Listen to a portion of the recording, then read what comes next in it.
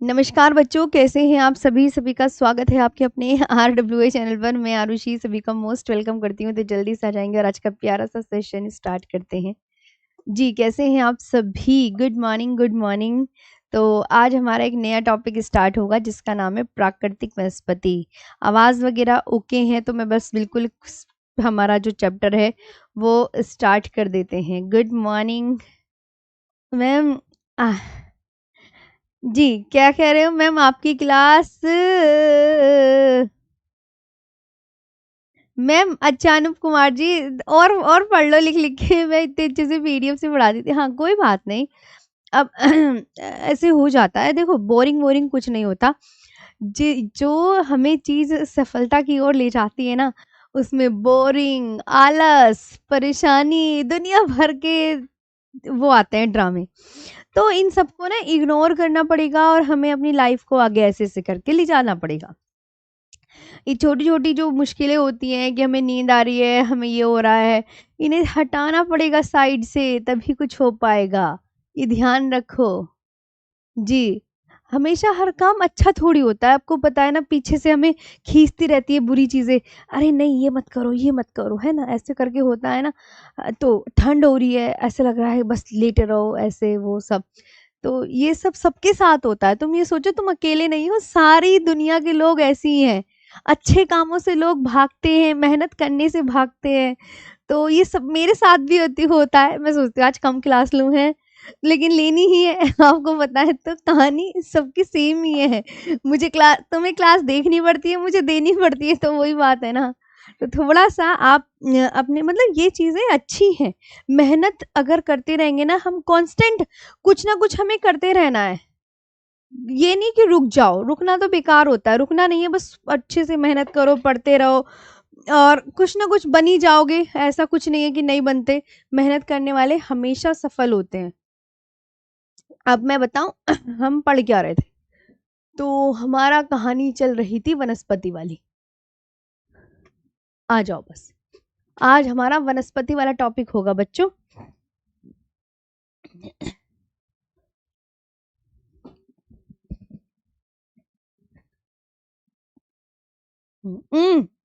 इसको दिखा दो।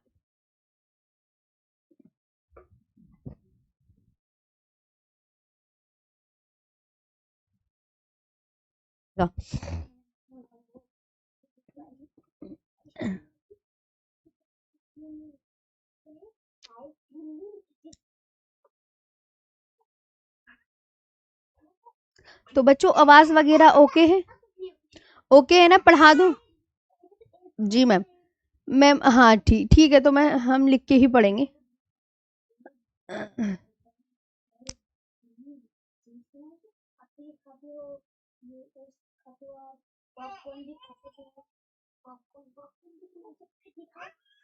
चलो, देखो बच्चों, इसमें कुछ नहीं करना। वनस्पति वाला जो चैप्टर है, प्राकृतिक वनस्पति किसे कहते हैं? प्राकृतिक वनस्पति हाथों से ही लिख के पढ़ाऊंगी, ये बात ध्यान रखना है। वनस्पति का अर्थ बताओ क्या है? तो ये आप ना यहाँ से लेके यहाँ तक लिख लो बस अपनी कॉपी में। जो ब्रैकेट लगा हुआ है ना, सिर्फ इतना से लिख लो प्यारे बच्चों। फिर मैं आगे अपना आप ही लिखकर पढ़ाऊंगी। फिर मैं आपको अपना आप ही लिखकर पढ़ाऊंगी, छोड़ दो। तो प्राकृतिक वनस्पति को इंग्लिश में क्या बोलते हैं? नेचुरल वेजिटेशन बोलते हैं। क्या बोलते हैं? वेजिटेशन बोलते हैं। वेजिटेशन।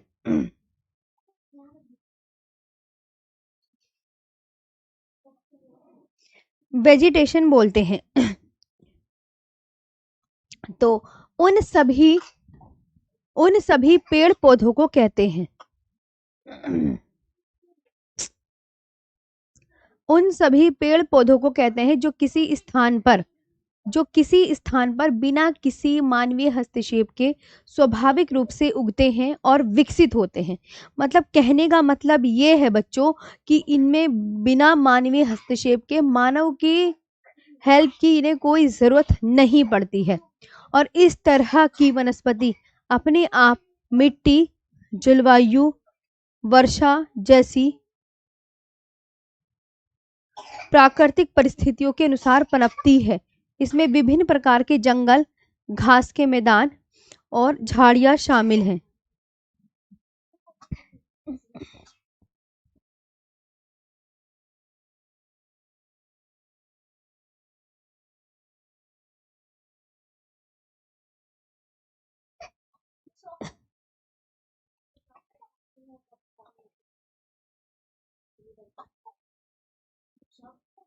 लिख लिया सबने? अब इसके आगे मैं बात करती हूँ। यहाँ पर देखो, अब मैं तुम्हें एक मैप दिखाती हूँ बच्चों। देखो, अब आप यहाँ पर देख रहे होंगे कहाँ पर्णपाती वन है, कहाँ पर्वतीय वन है, कहाँ मरुस्थलीय वन है। तो ग्रीन कलर वाले, आप जहाँ ग्रीन कलर की लाइन दिख रही है आपको, जहाँ ग्रीन कलर की लाइन जहाँ बच्चों ग्रीन कलर की लाइन आपको दिख रही है, वहां आपको क्या मिलेंगे? वहां आपको सदाबहार वन मिलेंगे। वहां आपको क्या मिलेंगे? सदाबहार वन। और जहां पर आपको क्या मिलेंगे? पर्णपाती वन मिलेंगे। और ये आपको कांटेदार वन मिलेंगे। और यहाँ पर आपको पर्वतीय वन मिलेंगे। और ये ब्लैक कलर के मैंग्रोव वन मिलेंगे।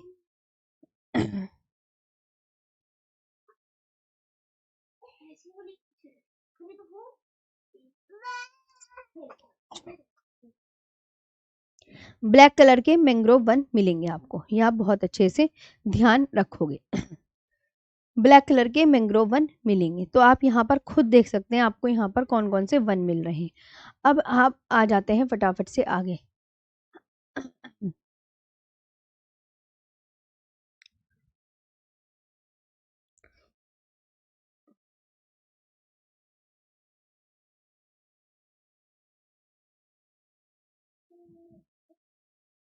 अब यहाँ डालें वनस्पति के प्रकार भारत के संदर्भ में।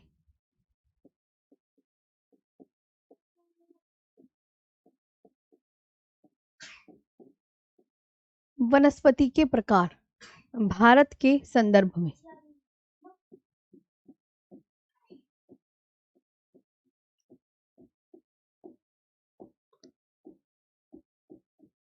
भारत के संदर्भ में vegetation types.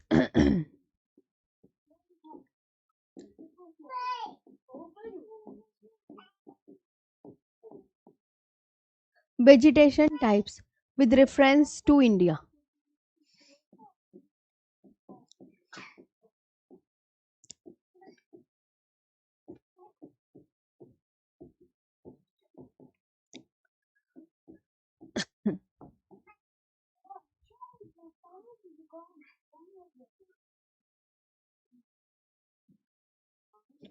With reference to India.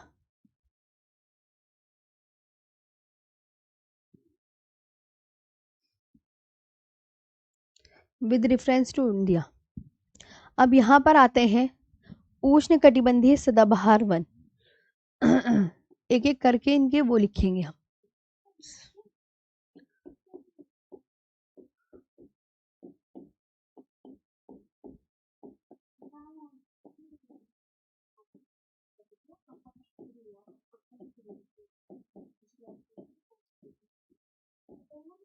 उष्णकटिबंधीय सदाबहार वन, ट्रॉपिकल एवरग्रीन फॉरेस्ट।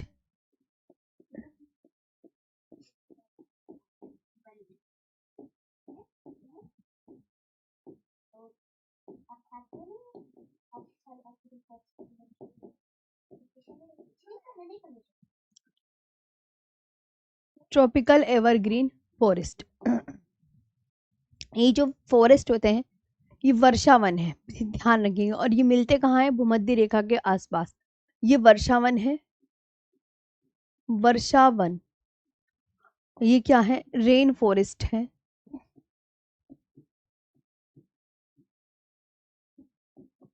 ये रेन फॉरेस्ट है बच्चों। और ये कहाँ मिलेंगे? ये भूमध्य रेखा के आसपास मिलेंगे। भूमध्य रेखा के आसपास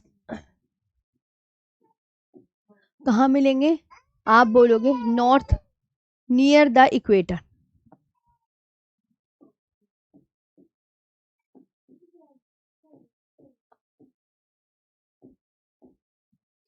कहाँ मिलेंगे सदाबहार वन? याद हुआ? ऊंचे तापमान और साल भर भारी वर्षा जहां होगी वहां मिलेंगे। ऊंचे तापमान, बच्चों ऊंचे तापमान और साल भर भारी वर्षा जहां होगी वहां मिलेंगे। और साल भर भारी वर्षा जहां साल भर भारी वर्षा होगी वहां मिलेंगे। High temperature and high rainfall,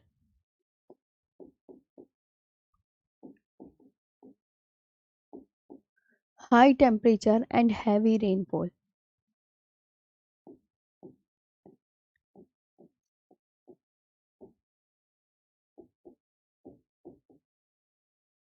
वहां मिलेंगे। इसके बाद यहाँ के पेड़ बहुत लंबे और घने होते हैं। यहाँ के पेड़ कैसे होते बच्चों? बहुत लंबे और घने होते हैं। और घने होते हैं। यहाँ के पेड़ कैसे होते हैं बच्चों सदाबहार वनों के? तो लंबे और घने। Trees are very tall and dense. Trees are very tall and dense. ये आप बहुत अच्छे से ध्यान रखेंगे। Trees are very tall and dense. ये वन वर्ष भर हरे भरे रहते हैं। ये वन बच्चों कैसे रहते हैं? ये वन वर्ष भर हरे भरे रहते हैं। वर्ष भर हरे भरे रहते हैं। ये बच्चों ये वन वर्ष भर हरे भरे रहते हैं। Entire forest is evergreen. Entire forest is evergreen. Entire forest is evergreen. औसत वर्षा कितनी होती है? औसत वर्षा 250 सेंटीमीटर से अधिक।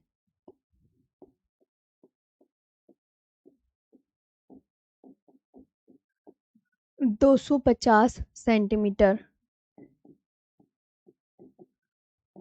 से अधिक। 250 एवरेज रेनफॉल इतनी हो रही है।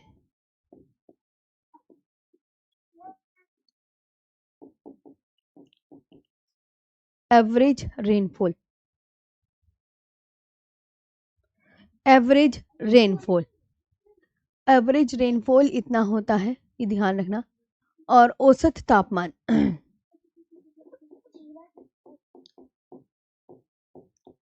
औसत औसत तापमान 25 डिग्री सेल्सियस।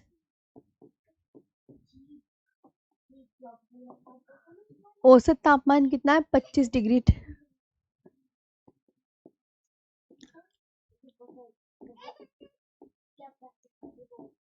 टेम्परेचर। मुख्य वृक्ष, यहाँ के मुख्य वृक्ष कौन कौन से होंगे? यहाँ के मुख्य वृक्ष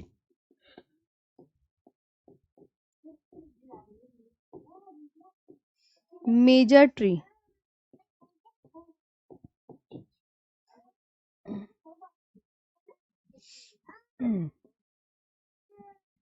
सिनकोना रबर नारियल,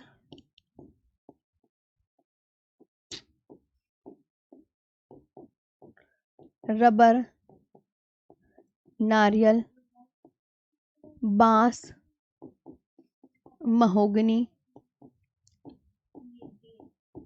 व अबोनी।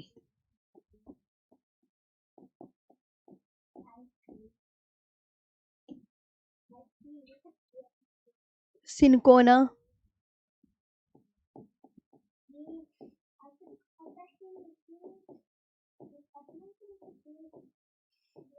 रबर हो गया, कोकोनट हो गया,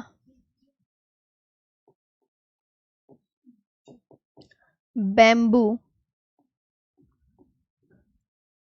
बैम्बू हो गया बच्चों, mahogany,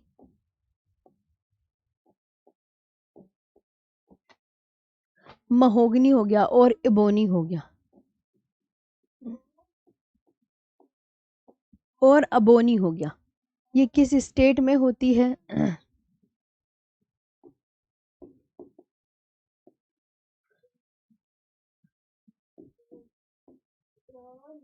Assam, Kerala, West Bengal.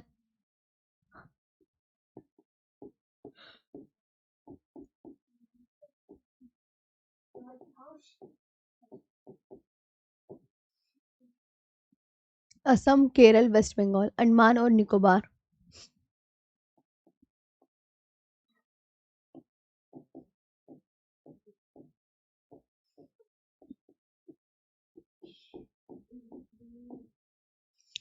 Andaman and Nicobar, north east state.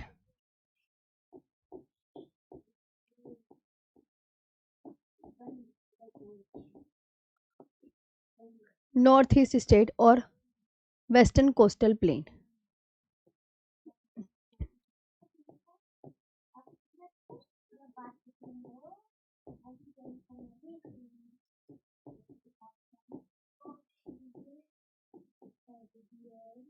Western coastal plain, ये आपको ध्यान रखना है। तो उत्तर पूर्वी राज्य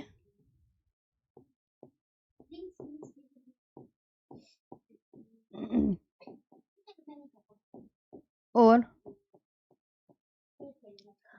पश्चिमी तटीय मैदान में।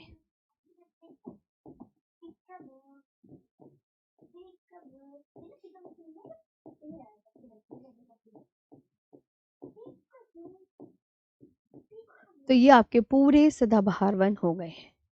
अब आते हैं पर्णपाती वन। देख ली सदाबहार वन, मैं आपको यहाँ पर दिखा देती हूँ सदाबहार वन। ये है, ये green colour green colour green colour, north east state में पश्चिमी घाट में यहाँ आपको मिल रहे हैं।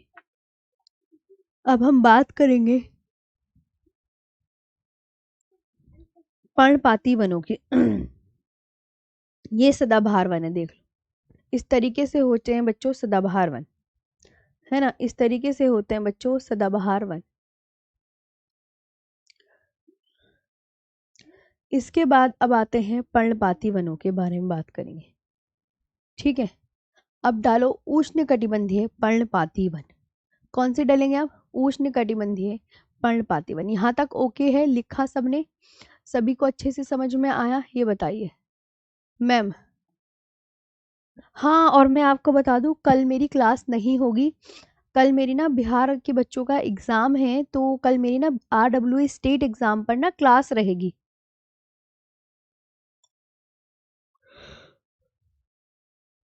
RW स्टेट एग्जाम पर ना मेरी क्लास रहेगी। तो इस वजह से कल क्लास नहीं हो पाएगी। तो आज ही पढ़ लो जितना भी पढ़ना है, कल आप RW स्टेट एग्जाम पर मिल जाओगे।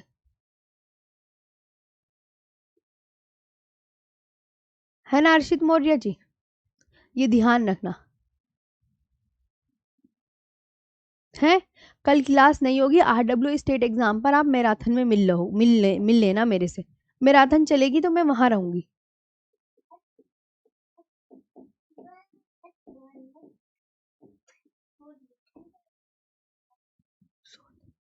उष्ण कटिबंधीय पर्णपाती वन।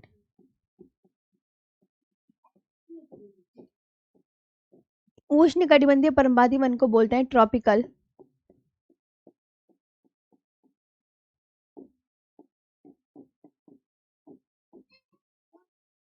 Deciduous forest.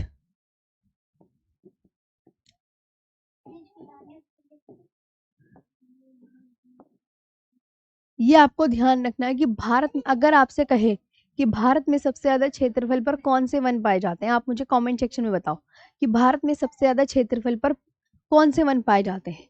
तो आप बोलोगे मैम भारत में सबसे ज्यादा, भारत में सबसे ज्यादा क्षेत्रफल पर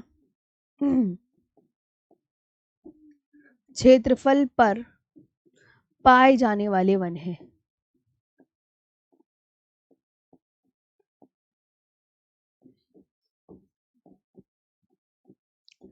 पाए जाने वाले वन है ना। मोस्ट वाइड स्प्रेड फॉरेस्ट, ये लाइन याद रखना, जहां मैं बोलूं बच्चों याद करना है वहां याद रखना। Most wide spread forest in India.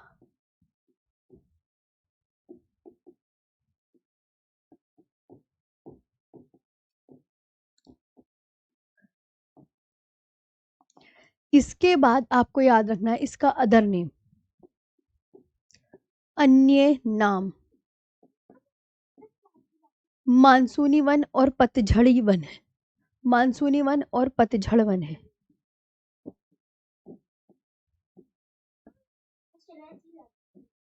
और पतझड़ वन, पतझड़ वन है। Monsoon forest.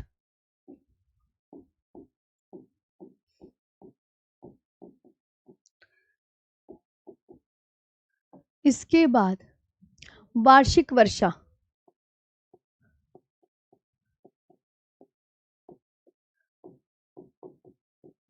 वार्षिक वर्षा रेनफॉल कितनी हो रही है, तो 100 से 150 सेंटीमीटर के बीच वर्षा।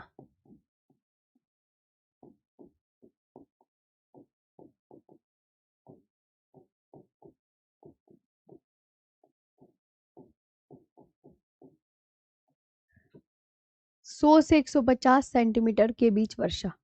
यहाँ के मुख्य वृक्ष क्या हैं? मेजर ट्रीज, साल, सागौन, शीशम, चंदन व आम। साल, सागौन, शीशम, चंदन व आम। साल, सागौन, शीशम, चंदन व आम। साल, टीक,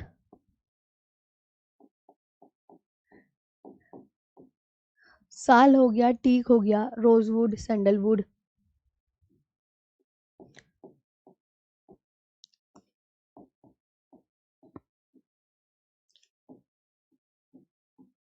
रोजवुड, सैंडलवुड और मैंगो।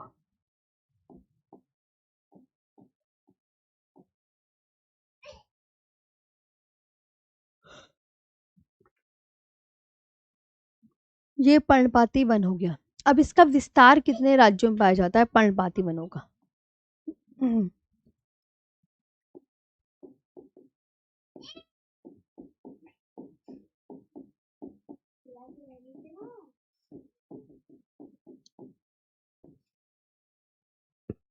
तो आप बोलोगे मैम झारखंड, छत्तीसगढ़, झारखंड,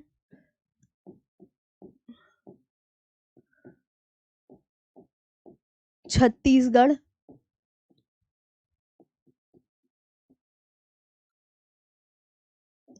इन स्टेट में मिलेगा। झारखंड में, छत्तीसगढ़ में, पश्चिमी घाट के पूर्वी ढाल पर,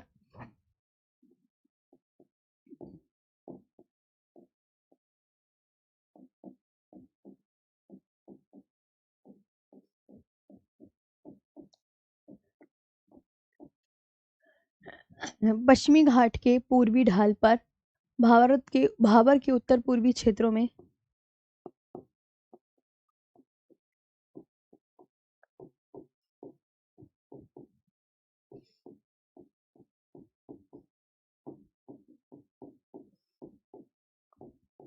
भाबर के उत्तर पूर्वी क्षेत्रों में, भाबर और तराई क्षेत्रों में।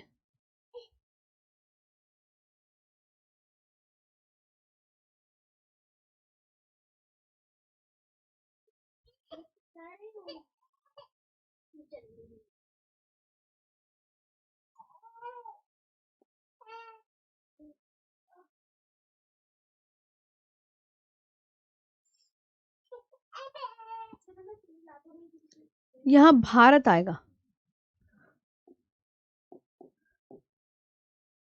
भारत के उत्तर पूर्वी क्षेत्रों में और भाबर और तराई क्षेत्रों में।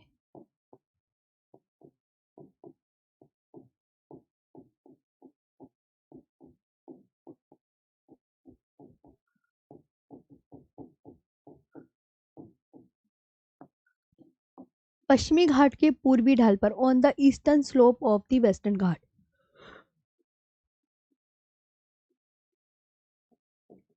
Eastern slope of the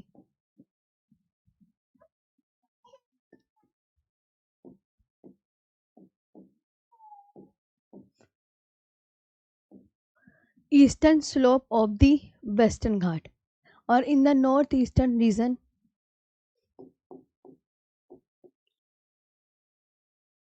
in the northeastern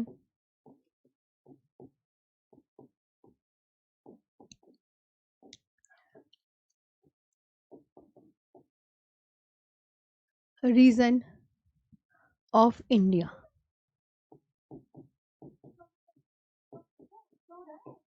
of India।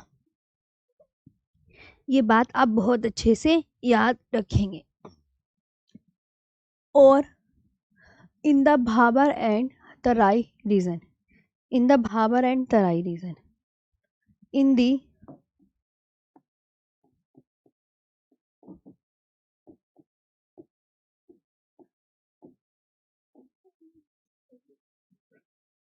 in the Bhabar and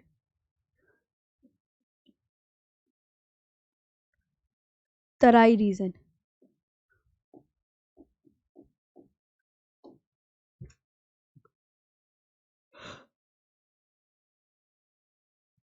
ठीक है, ये आपको याद रखना है। पर्णपाती वन बच्चों कैसे दिखते हैं आपको पता होना चाहिए। इस तरीके से दिखते हैं पर्णपाती वन। ये बच्चों पर्णपाती वन है, ये ध्यान रखेंगे। और ये बच्चों शुष्क वन है, ये शुष्क वन है और ये पर्णपाती वन है।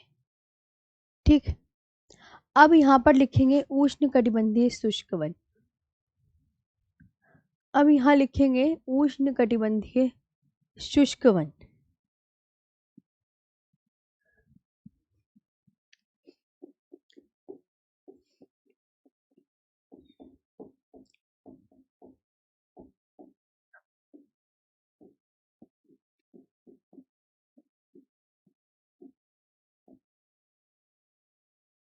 Tropical dry forest.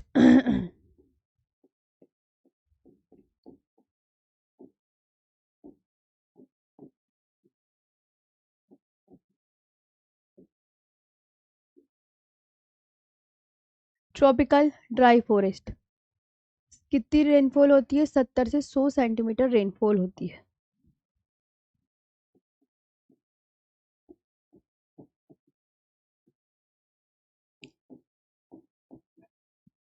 सत्तर से 100 सेंटीमीटर रेनफॉल होती है। मुख्य वृक्ष बता दो।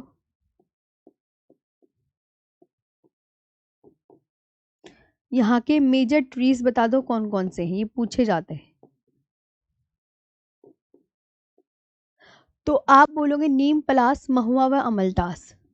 नीम, पलास, महुआ व अमलतास।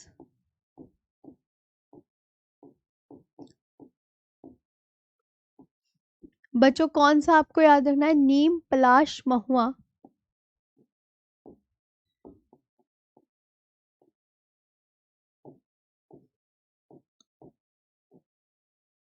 नीम, पलाश, महुआ और अमलतास।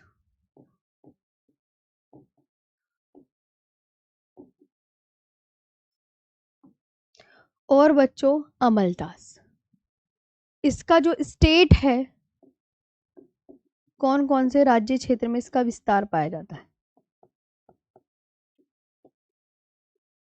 जो उष्ण कटिबंधीय शुष्क वन है वो आपको कहाँ कहाँ मिलेंगे? आंध्र प्रदेश, कर्नाटक, आंध्र प्रदेश,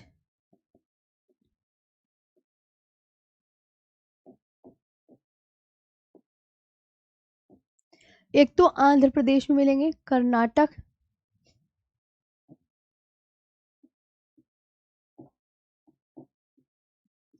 महाराष्ट्र,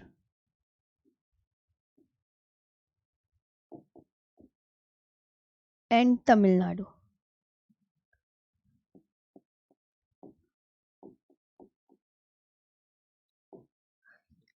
ठीक है बच्चों, यहाँ मिलेंगे। इसके बाद आते हैं बच्चों मरुस्थलीय वन।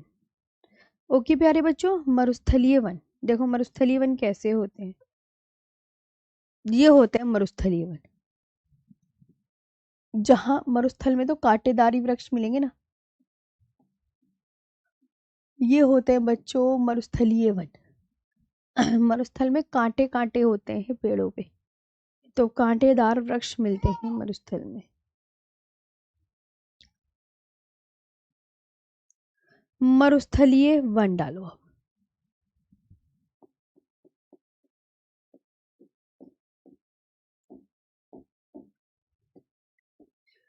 मरुस्थलीय वन को इंग्लिश में बोलते हैं एरिड फॉरेस्ट।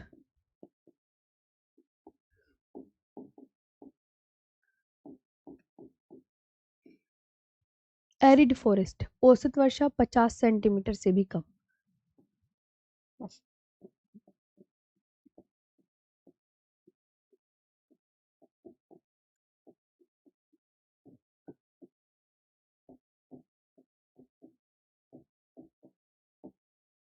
औसत वर्षा 50 सेंटीमीटर से भी कम, लेस देन 50 सेंटीमीटर रेनफॉल।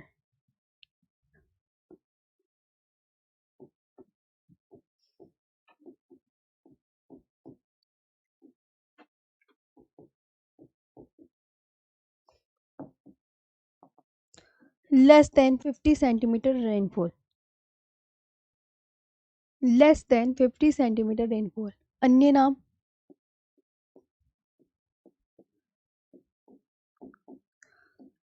उष्ण कटिबंधीय कांटेदार वन।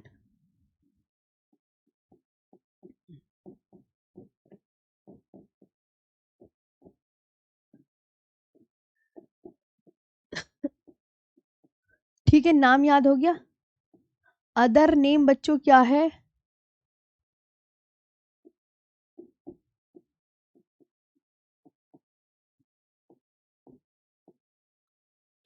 उष्ण कटिबंधीय कांटेदार वन, ट्रॉपिकल थ्रॉन फॉरेस्ट।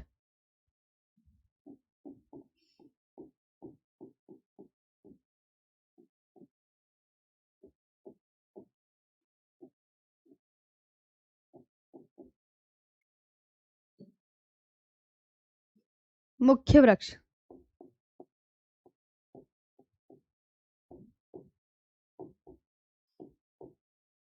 बबूल, बेर, जंगली खजूर के ताड़।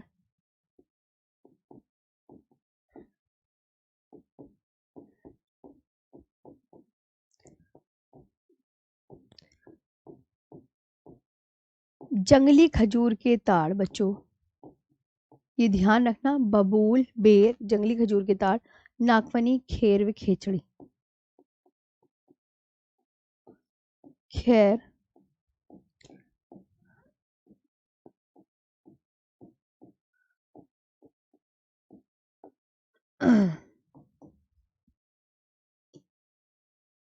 तो मेजर ट्रीज बबूल, बेर,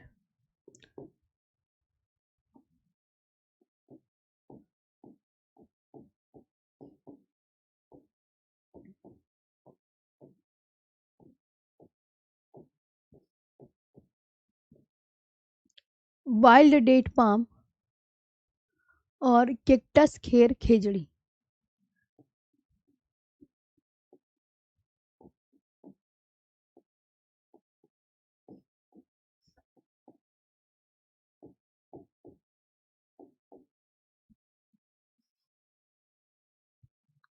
ठीक है, अब ये कहाँ पाए जाते हैं मरुस्थलीय वन? स्टेट का नाम पता होना चाहिए। तो बताइए कौन कौन से स्टेट में पाए जाते हैं?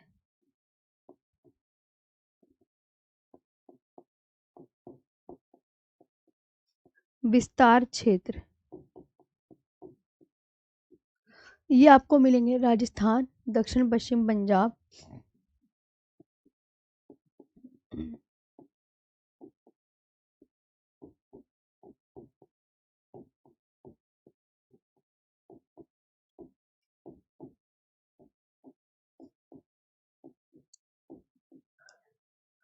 राजस्थान, दक्षिण पश्चिम पंजाब, दक्षिण पश्चिम हरियाणा,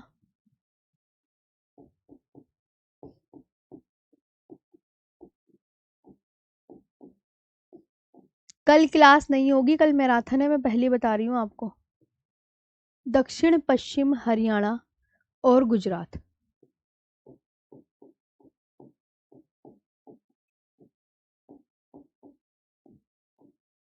और गुजरात।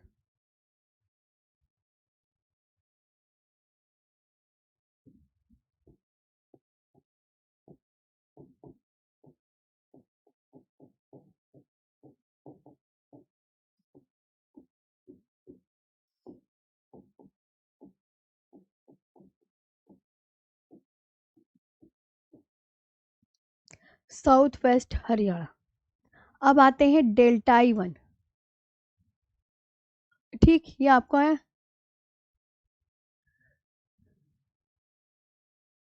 अंकित कुमार, वो तो केशवाल सर से पूछना भाई। हाँ जी। ठीक है, लिख लिया सबने। मैम प्राकृतिक वन आज ही कर देंगे, और कल आपका ना हम कृषि का टॉपिक पढ़ाएंगे। अनुराग बाजपेयी जी, कल तो क्लास होगी नहीं ना, तो परसों होगी। परसों में कृषि का टॉपिक पढ़ाऊंगी, आज मैं इसे कंप्लीट कराने की सोच रही हूँ। हाँ। हाँ। अच्छा सुषमा जी, मेरी क्लास है अभी। अभी सीटेट में क्लास है, अभी मेरी सीटेट ऐप पर है, फिर सीटेट का प्रैक्टिस सेट है, फिर यूपी कांस्टेबल का डेमो है। डेमो में आ जाना सब। डेमो है मेरा 3 बजे से। यूपी कांस्टेबल वाला डेमो है आज। कल लाइट ने धोखा दे दिया था, कल तो हुआ नहीं था। मरुस्थली वन हो गया, अब आता है डेल्टाई वन। बच्चों नेक्स्ट डालो डेल्टाई वन। डेल्टाई वन ऐसे होते हैं, इनकी जो जड़ें होती है ना, ये पानी से निकली हुई होती हैं। जड़ें कभी भी इनकी जमीन के अंदर नहीं होती। और ये जो डेल्टाई वन है, ये हमेशा पानी में ही उगेंगे, जो पानी में उगते हैं। समुद्र के पानी में ये वन उगेंगे। पानी कैसा होता है समुद्र का? खारा होता है, तो ये खारी वनस्पति, खारे पानी में उगते हैं। और इनकी जो जड़ें हैं वो हमेशा दिखती रहती है, इनकी जड़ें कभी नीचे नहीं जाती। ये है डेल्टाई वन। तो अब डेल्टाई वनों के बारे में हम पढ़ेंगे।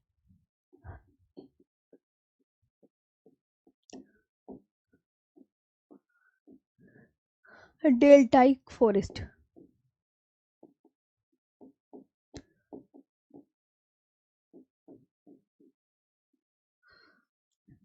अन्य नाम मैंग्रोव, दलदली व ज्वारी वन।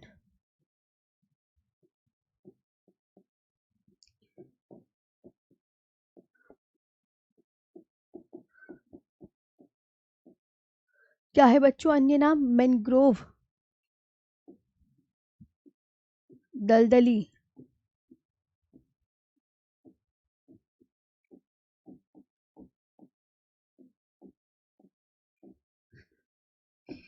अन्य नाम ये है। मैंग्रोव्स है।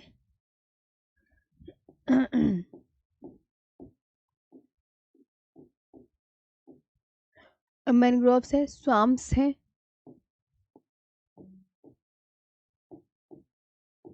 स्वाम्स है, एंड टाइडल फॉरेस्ट्स हैं।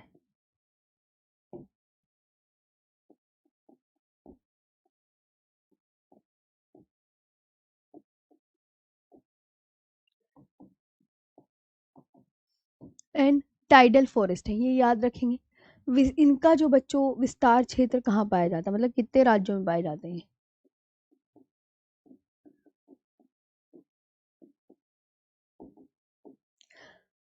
ये नदियों के डेल्टा और दलदली क्षेत्रों में उगते हैं। ये नदियों के डेल्टा, नदियों के डेल्टा बच्चों। नदियों की डेल्टा कौन सी नदी बनाती है? बे ऑफ बंगाल में जल गिराने वाली नदी। तो महानदी, गोदावरी, कृष्णा, कावेरी नदियों के डेल्टा में मिलेंगे, है ना। ये नदियों के डेल्टा और दलदली क्षेत्रों में उगते हैं।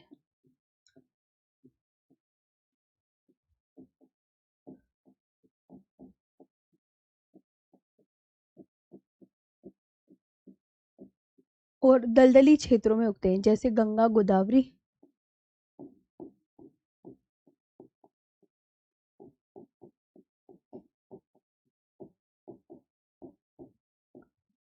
जैसे गंगा, गोदावरी, कृष्णा और Brahmaputra.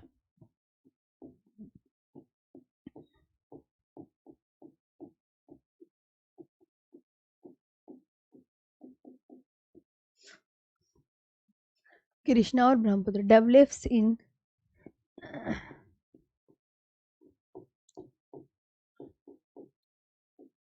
develops in the deltaic forest.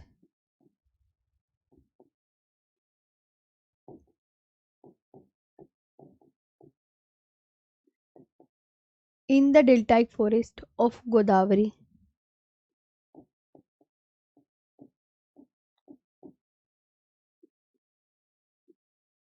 Krishna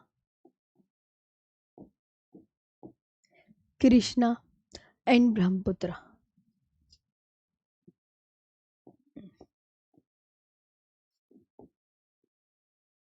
ठीक है, ये आपको बहुत अच्छे से याद रखना है।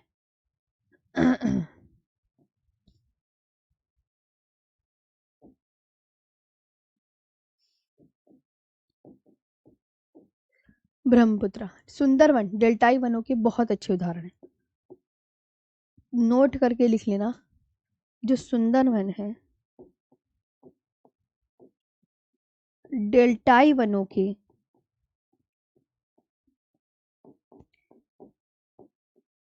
सुंदरवन डेल्टाई वनों के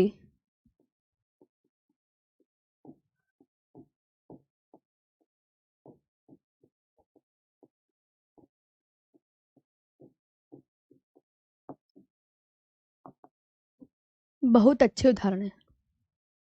सुंदरवन फॉरेस्ट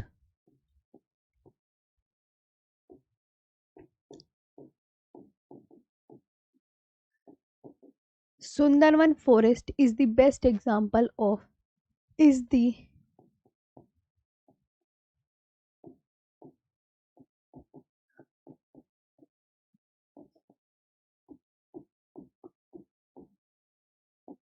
deltaic forest। अब आता है पर्वतीय वन।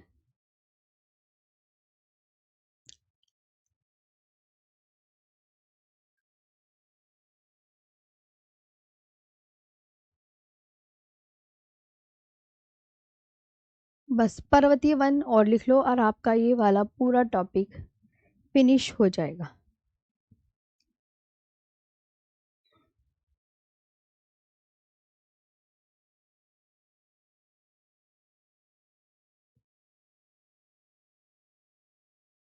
पर्वतीय वन आप इसमें से लिख लो चाहे तो, कोई इशू तो नहीं है ना, अगर पीडीएफ यूज कर लोगे तो इसमें से लिख लो। बस लास्ट बचा है। हाँ। नहीं, आज ये टॉपिक हो गया, कल कृषि वाला कराएंगे, वो परसों कृषि वाला कराएंगे और तरसों खनिज वाला टॉपिक करवा देंगे, है ना, ये ध्यान रखना। कोई बात नहीं, अब ये तुम्हें मैंने वो दे दी, इसे लिख लो पर्वतीय वन में, इसे मैं ऐसे ही पढ़ के बता देती हूँ तो आपका ये पूरा पीडीएफ तैयार हो जाएगी। लिखो पर्वतीय वन। जो पर्वतीय वन है, रिवीजन का टाइम बस मिल जाएगा आपका। सिलेबस मैं सोच तो रही हूँ बच्चों, मैं सोच रही हूँ पता जनवरी तक कंप्लीट करा दूँ सिलेबस। वर्ल्ड ज्योग्राफी तो आएगी नहीं, तो वर्ल्ड ज्योग्राफी तो मैं कराऊंगी नहीं, है ना, तो बस इंडियन ज्योग्राफी करा के आपका काम निपटा देंगे। मेरा सिलेबस आज ये 13 तारीख है ना, करवा देंगे लास्ट तक। हाँ, तो ये लिख लोगे तो मुझे बता देना। जो पर्वतीय वन है वो ऊंचाई के अनुसार परिवर्तन होता है। जैसे जैसे ऊंचाई बढ़ती है तापमान, अब्बास दे दीजिए, सुरेंद्र। हाँ बताओ क्या कह रहे हो, मैंने बोल तो दिया। मैम सैटरडे रिवीजन क्लास वाली पीडीएफ कहाँ मिलेगी? नाजिम मैं बोलती हूँ, ठीक है, डलवाने को टेंशन मत लो नाजिम, बोलती हूँ। ऊंचाई के अनुसार परिवर्तन लिख लिया तो मुझे बता दो, आगे स्लाइड करूं। जैसे जैसे ऊंचाई बढ़ती है तापमान कम होता है। हिमांशु, डेमो में मेरे 3 बजे जो डेमो है उसमें सामान्य परिचय ही पढ़ाऊंगी, चाहे तो रिवीजन करने आ जाना। हाँ जी, सभी बच्चों को कह रही हूँ रिवीजन करने आ जाना। ऊंचे इलाकों में पेड़ पाए जाते हैं जबकि अत्यधिक ऊंचाई पर घास के मैदान पाए जाते हैं। हाँ पीडीएफ की मैराथन नहीं डली है तो वो रुको जाओ, अभी मेरी क्लास ऑफ होने दो, तब मैं डलवाती हूँ दोबारा से, रीअपलोड करवाती हूँ। लिख लिया आपने?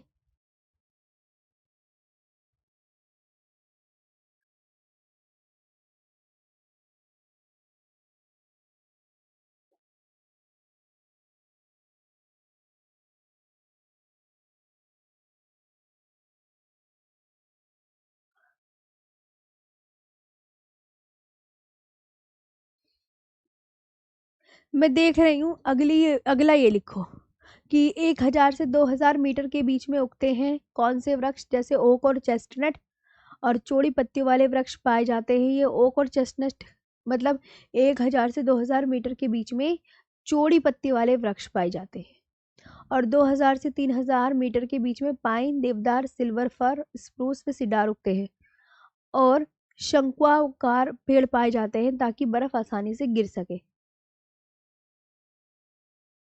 और 2800 से 4000 के बीच में जूनिपर, बर्च और रोडोडोरॉन। ये और कर लो और आपका ये पूरा टॉपिक फिनिश हो गया है।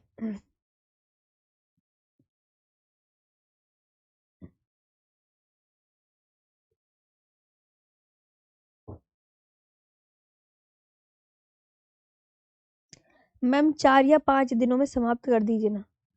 4 या 5 दिनों में तो पीडीएफ से होता, लेकिन मैं पीडीएफ से पढ़ा नहीं सकती। आप सबने बोला मैम हाथ से लिख के पढ़ाओ, हाथ का ज़्यादा लिखा हुआ समझ में आता है, तो इसलिए थोड़ा टाइम लग रहा है बच्चों सिलेबस कंप्लीट होने में। मैं इसकी पीडीएफ बना देती हूँ। एमसीक्यू भी दे दूँ? नीचे एमसीक्यूज हैं तो नीचे एमसीक्यू की पीडीएफ भी दे रही हूँ। आपका टॉपिक तो यहाँ पर फिनिश हो गया है। किसी को अगर एमसीक्यू भी करने हैं तो वो कर लीजिएगा, मैं मना नहीं कर रही कि मत करना, है ना। तो एमसीक्यू भी मैं इसमें साथ में ही ऐड करे देती हूँ प्यारे बच्चों।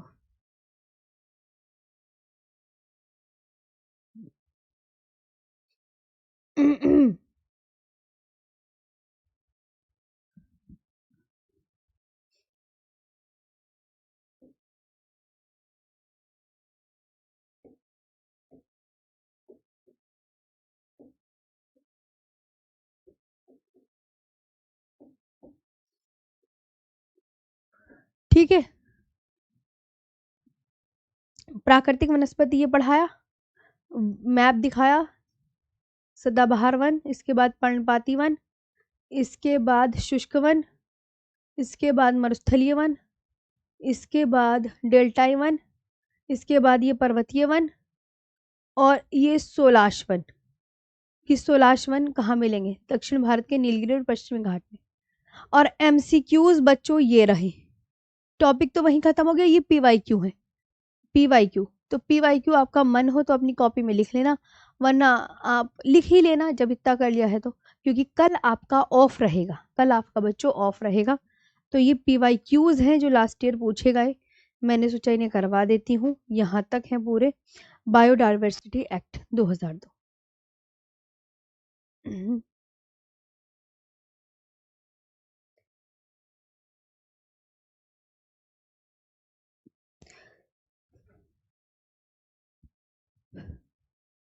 ये मैं सेव कर रही हूँ ताकि आपको प्रोवाइड करा दूँ। ये वाला टॉपिक भी बच्चों कंप्लीट, कल परसों हम कृषि का करेंगे। पीवाईक्यू अगर आपका मन है ना, तो वो कर लेना, लेकिन कर लेना। पता है पीवाईक्यू आपको पता है कितना इंपॉर्टेंट रोल अदा करते हैं। जब भी हमें देखना होता है कि भाई होमगार्ड का पेपर कैसा आ रहा है, लेवल कैसा आ रहा है, तो हम प्रीवियस ईयर क्वेश्चन को ही एनालाइज करते हैं, उसी के माध्यम से हम अपने टॉपिकों को बहुत अच्छे से तैयार करते हैं। तो मेरा मानना यह है कि पीवाईक्यू जितने भी हैं आप उन्हें अच्छे से लगाइए, उन्हें अच्छे से पढ़िए, ताकि आपकी जो सही दिशा में तैयारी हो सके यूपी होमगार्ड की, कि अच्छा ऐसे ऐसे क्वेश्चन बन रहे हैं। ओके, तो कर लोगे ना। ये टॉपिक यहाँ पर बच्चों आपका फिनिश हो गया है। परसों हम कृषि वाला टॉपिक करेंगे, मुझे आते ही बता देना। ओके, हाँ मुझे आते ही बता देना। ओके, बढ़िया लगा ना। पर्वतीय वन तक था और बाकी पीवाईक्यू है, सोलाश वन तक था। Thank you.